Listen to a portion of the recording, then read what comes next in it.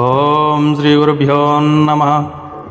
महावर्तभीमासुगव्युद्धवीजिपरीक्षालिताश्रयन्तकं तस्मशाणि चितिप्रज्वलद्वह्निकीलाजलाटिः शिवाकारसवासने सन्निषण्णं महाभैरवीयोगिनिड्ढागिनिभिः कराळाभिरापादलम्बद्गजाभिः भ्रमन्तीभिरापीयमध्यामिशस्राण्यजस्रं समं संचरन्तीम् इसन्तीं महाकल्पकालान्तकादं विनित्विट्स्परिस्पद्दिदेहद्युतिङ्गोरनादं स्फुरद्वादशादित्यकालाग्निरुद्रज्वलद्युद्युदोघप्रभाधुर्निरीक्ष लसन्नीलपाषाणनिर्माणवेदि प्रभस्रोणिबिम्बां चलत्पीवरोरुं समुत्तङ्गपीनायतोरोजकुम्भां कटिग्रन्थितद्वीपिकृत्युत्तरीयां स्रवद्रक्तवल्गानृमुण्डावनन्दः सुगबद्धनक्षत्रमालैकहारं मृतब्रह्मकुल्योपक्लुप्ताङ्गभूषां महट्टाट्टहासेर्जगत्त्रासयन्ति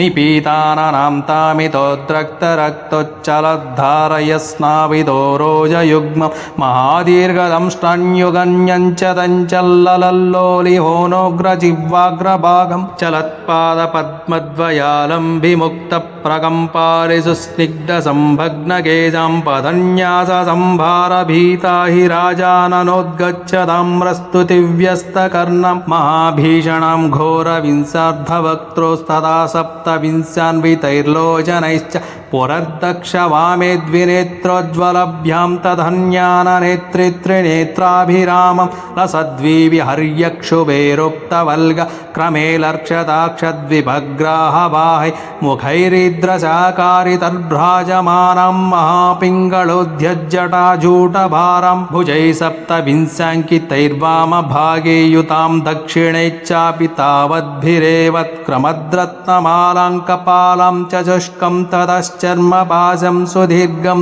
तधान ततः शक्तिखट्वाङ्गमुण्डम्बुचण्डीं धनुश्चक्रघण्टस्य सुप्रेतशैल ततो नारकं कालबभ्रूरगोन्माद वंशीं तदामुद्गरां वह्निकुण्डम् अधोडं मरुं पारिघं भिन्दिपालं तदामौशलं पट्टिसम्प्रामसेव शतग्निं शिवापोदकं जातदक्षे महारत्नमालां तथा कर्तृखड्गौ चलत्तर्जनीमाङ्कुशं दण्डमुग्रं लसद्रत्नकुम्भं त्रिशूलं तथैव शरान् पाशुपात्यां सदा पञ्चकुन्तं पुनः पारिजातच्छुरितोमरञ्च प्रसूनस्रजं दिण्डिमङ्गृध्रराजं ततः कोनकं मंसखण्डं शुभं च फलं बीजपूराह्वयं चैव सूचिं तथा पर्मुसेवं गदायष्टिमुग्रं ततो वज्रमुष्टिं कुणाप्यं सुघोरं तथा लालनं धारयन्तीं भुजस्तै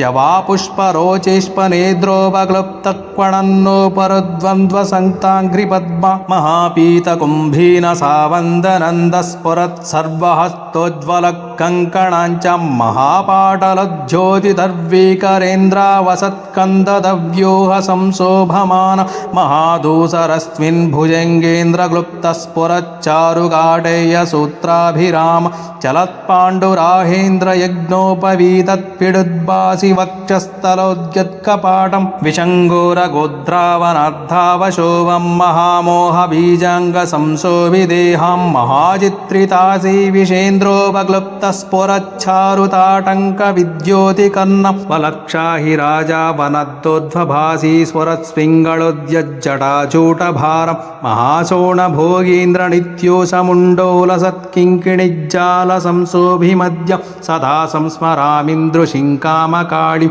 जयेयं सुराणां हिरण्योद्धवानं स्मरेयुर्हि यन्येऽपि तैवर्जयेयु विपक्षान्नृतेनात्र सन्देहलेश पठिष्यन्ति ये मङ्कृतं स्तोत्रराजं मुदा पूज्यमित्वा सदा कामकाळीं न शोको न पापं न वा दुःखदैन्यर्न मृत्युर्न रोगो न भीतिर्न चापद्धनं दीर्घमायं सुखं बुद्धिरोजो यशः सर्वभोगश्रियस्सु न वक्ष श्रियं मङ्गलं बुद्धिरुत्साह आज्ञलयः सर्वविद्या भवन्मुक्तिरन्ते नमो कामकाळीं నమో కామకాళిం నమో కామకాళి నమో కామకాళిం నమో కామకాళిం నమో కామకాళిం నమో కామకాళిం